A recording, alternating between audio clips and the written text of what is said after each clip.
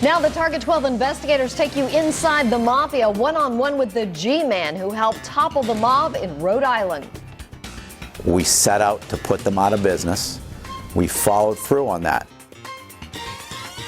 He is the FBI agent who led the team that decimated the ranks of organized crime in New England.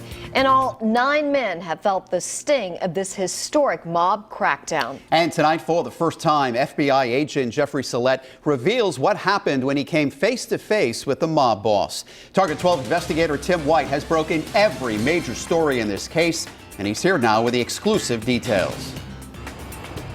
5 years ago, Supervisory Special Agent Jeffrey Sellette had agreed to give me an interview. He had just arrived from New York and was focused on one goal: dismantling the mob in New England. Today, big-name wise guys are locked up, and Sellette is moving on. When Jeff Sellette walked into a Federal Hill restaurant and pulled up a seat next to Luigi Baby Shack Spinacchio, the aging mobster didn't know who he was. I explained to him that I was a new supervisor of the FBI and that I was in town and that we would be keeping an eye on him. And he said, "Why?" and what did you say? I said, "Because you're the boss and you're on the street." It was 2007, and at that time, investigators say Spinacchio ran the New England crime family. I really just wanted to lay eyes on him, have him lay eyes on me, and explain that committing crimes is not acceptable and that we would be coming for him. And come after him, they did. The next time FBI agents paid Spinacchio a visit, it was for official business. Court documents revealed they intercepted a protection payment delivered by a runner from the Cadillac Lounge strip club. In the end, it was the shakedown of several adult entertainment businesses that ended Spinacchio's reign as boss. Investigators say he stepped down in 2009 when the heat was on. As Target 12 first reported, he was arrested in 2011 and is now serving 5.5 years for racketeering conspiracy.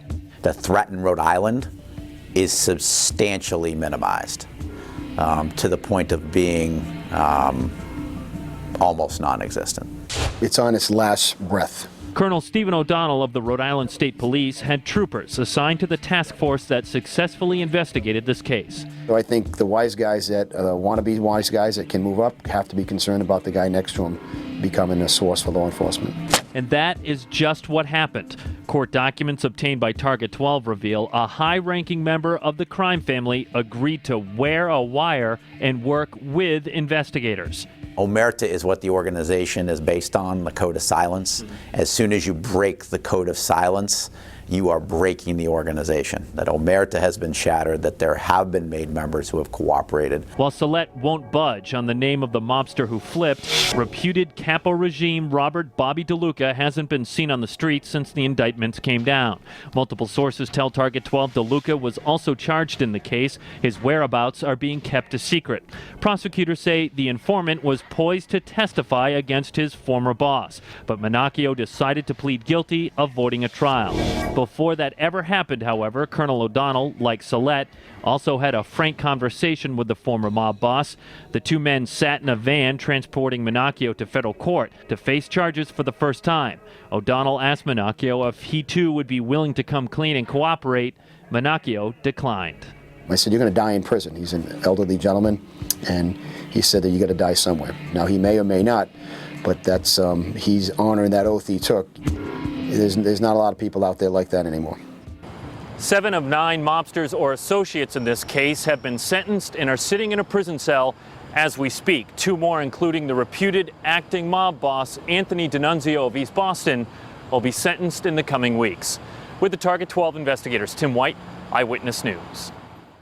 This investigation continues online. Use our interactive timeline to go inside the case that brought the New England mob to its knees and read court documents that reveal key details on this case. It's all online at WPRI.com.